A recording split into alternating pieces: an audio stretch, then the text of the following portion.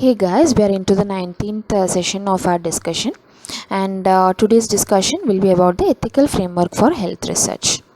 The ethical framework, it is very crucial for a research, including the health research.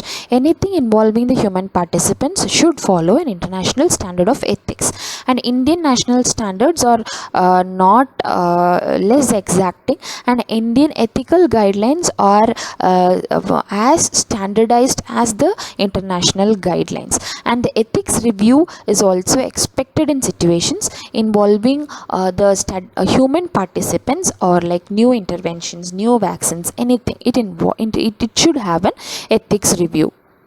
And these are some of the timelines of when these codings were created, and when these guidelines were created. And at the latest, it was in 1996, in which the International Council of Harmonization for Good Clinical Practice, it is the recent most guideline. And the national guidelines which we use includes the national ethical guidelines, which you can find it in the link which is provided below. And before any human research subject, you have to go to this guideline, check if you have fulfilled each of the guidelines, and then go for it. Otherwise the study would be rejected and all your efforts would go in vain. Now, the researchers must follow some of the important ethical principles, like respect for autonomy, that is the self-rule, that is the right to say no. Justice is, as the word indicates, it is the obligation to provide all what a citizen will deserve. And beneficence is that it should be a fair study, so that the participants will get some benefit with minimal or no risk. Maleficence is that even if you don't provide any benefit, please don't provide any harm to others. That is what this word means. And what is an informed consent? It is that prior to performing any study, you have to explain the participant about what you are going to do in that study, and you have to educate them prior and get a informed consent about the pros and cons of the study, and then go for it. That is what the informed consent says. And this process can be repeated several times during the research if necessary. And although group consent is okay, but it will not anyways replace the individual consent.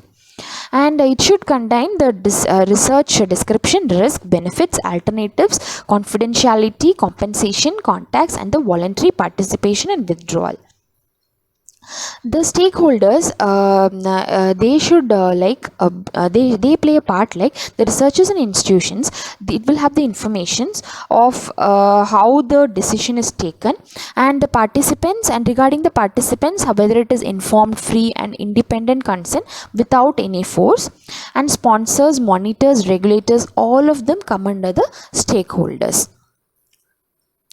The issues related to this are to from whom you have to get it, and whether that should be in an adequately explained manner, and whether we should get any witness, or what are the different types of consents that can be obtained. These are the several confusions which you get while getting a consent form.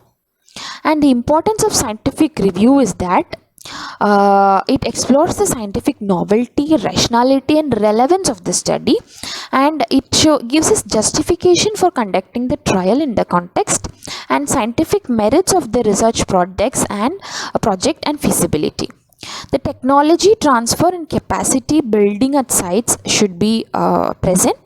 And the objectives of regulatory review is that it evaluates the preclinical trials data, it assesses the in-country regulatory requirements for the drug or vaccine or product import, it ensures the national requirements for special situations like a sample shipment, transfer of data, and exchange of scientists or visitors, and budget, whether there is any foreign funding, and research in border or high security areas.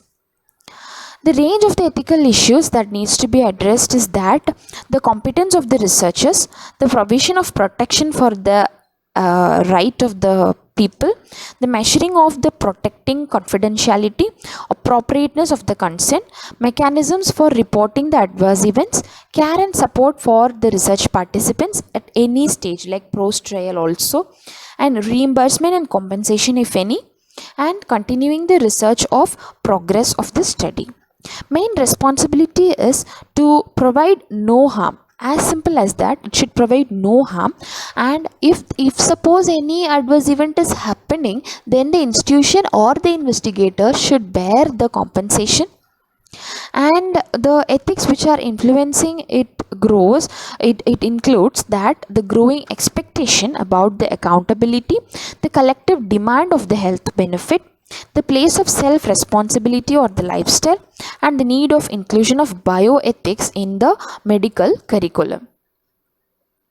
So so the research is a ever growing field, and to have to have the basic researchers to be an applied research, we have to follow the ethics so that the research would grow up and it would contribute in a healthy way in finding out new informations and new investigations.